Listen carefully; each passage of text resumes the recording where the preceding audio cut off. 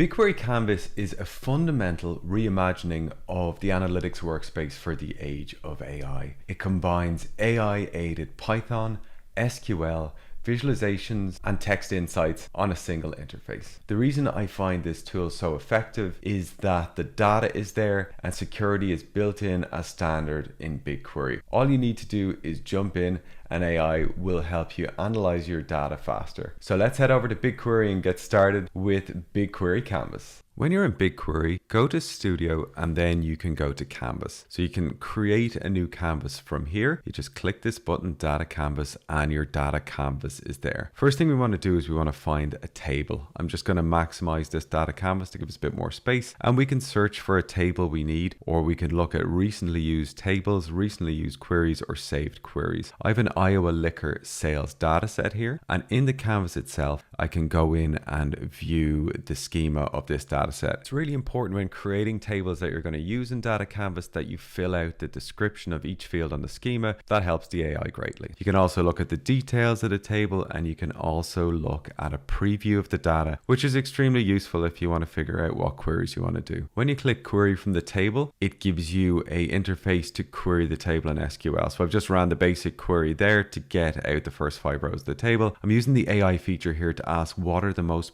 popular 5 categories by sales in dollars. This will generate me the SQL to make that happen. Now it's gone back, looked at the description of the fields, and it's come up with the query. I can run this and I can see this in the results window. Then I can go in and alter this manually, or I can alter the query if I want to get something else out. So that query is treated as a table, and I can do more things with that. I can join it to another data set. I can use advanced analytics for Python, or I can visualize this data. And this is a really nice feature. There's an auto visualization, so it picks the best chart that it thinks fits the data, and in this case it's a bar chart, and then from that bar chart I can generate a text insights from that. So that's an AI generated text insights, which gives me the description to go along with the bar chart. So now I know Canadian whiskies is the most popular. I want to look at products, so I'm going back to the table here and I'm going to do another query. This creates another branch where I'm asking for the 5 most popular products for Canadian whiskies in 2025.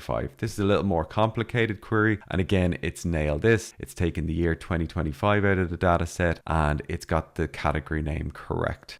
I'm now going to look at Black Velvet. I asked it what are the sales of the product Black Velvet from 2020 to 2025. It didn't add the year, so I can just amend this by saying add each year. This comes up with a diff. I'm fine with that, and I can run it again, and now these are the 2020 to 2025 sales of Black Velvet. From here again, I can go and I can visualize insights. I'm going to do an auto chart here, should create a line chart for Black Velvet for those years, and it does.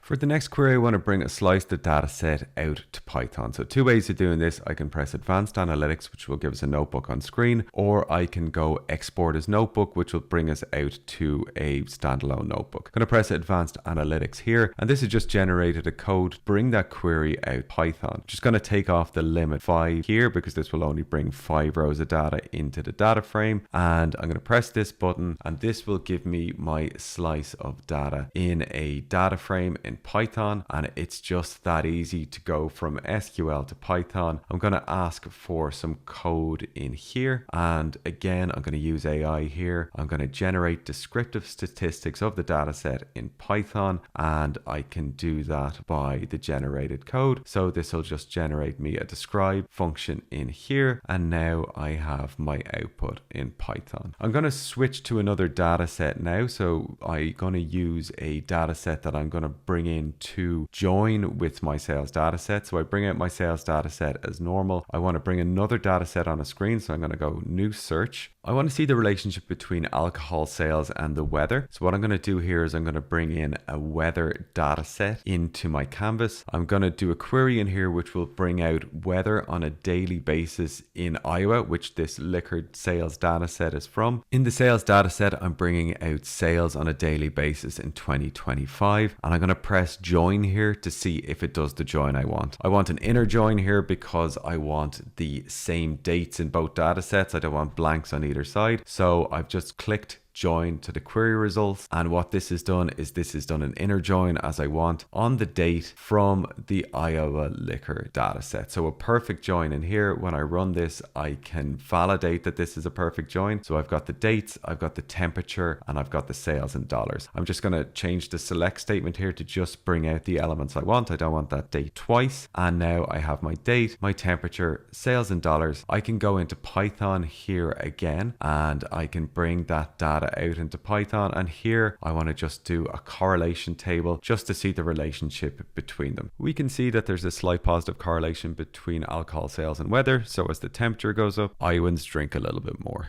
I'm finding massive value using BigQuery Canvas at work at the moment, especially when it comes to handling some tricky SQL statements without taking up a lot of my mental bandwidth. If you're doing data analysis in BigQuery, I highly recommend you giving this a shot. It's a big productivity booster. I hope you found this breakdown useful. Follow the channel for more BigQuery tips.